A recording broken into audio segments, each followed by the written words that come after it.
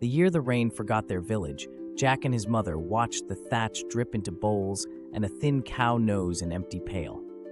"Take her to market," his mother said. "Sell her fair and come straight home." On the hedge-lined road, Jack met an old man in a moss-colored coat. "Your cow is sound," the stranger said, "but I have something rarer." He poured 5 beans into Jack's hand, green with a beetle wing sheen. "Plant them before moonrise and your luck will climb." The price was foolish. Poverty was worse. Jack traded. His mother's face fell like a shutter.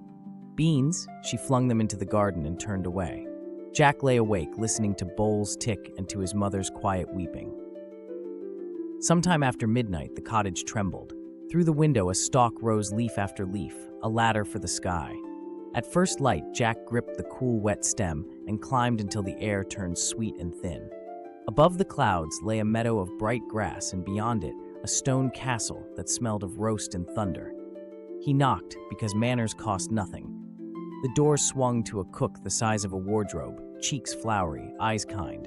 "Off with you," she hissed, then looked at his patched sleeves and sighed. "Hide, then." She slid him beneath a dough bowl just as the floor began to thud. "Fee-fee-fo-fum," rumbled a voice like a cart on cobbles. The giant sniffed, grunted, ate, and counted coins until his head drooped. When the snoring steadied, Jack slipped from hiding and into a decision: flee empty-handed or take back what lay brazen on the board. He eased a purse into his shirt and climbed for home. The roof was mended that week. The pantry remembered bread. But coins carry questions.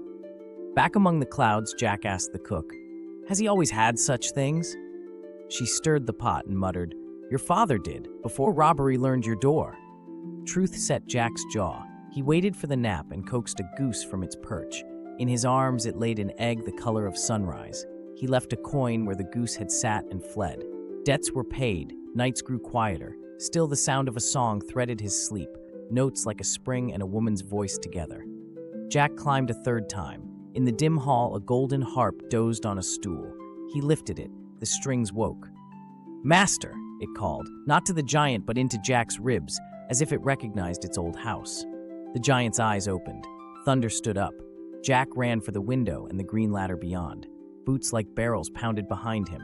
The stalk swayed when he threw his weight onto it. Leaves tore under the giant's hands. The cottage glittered below like a promise. "Mother, axe!" Jack shouted. She did not ask why. He hit the yard, caught the handle, and chopped. The stalk shuddered. Another swing.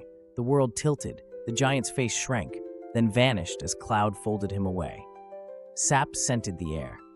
Jack and his mother leaned on each other until laughter washed the fear out. The goose settled by the hearth, preening. The harp hummed a tune that knew their walls. After danger, the choices mattered more. Jack carried coins back to those who had trusted them on credit: the baker, the thatcher, the woman who mended shawls. He sent the cook a hamper by roundabout hands: tea, sugar, and thanks for the hiding. He did not plant new beans to chase more gold. He planted cabbages, mended fences, and let the harp play for neighbors. When children came, the goose laid when she pleased. People tell this tale for the heights, the beanstalk, the cloudland, the last wild descent. But the ground holds its core.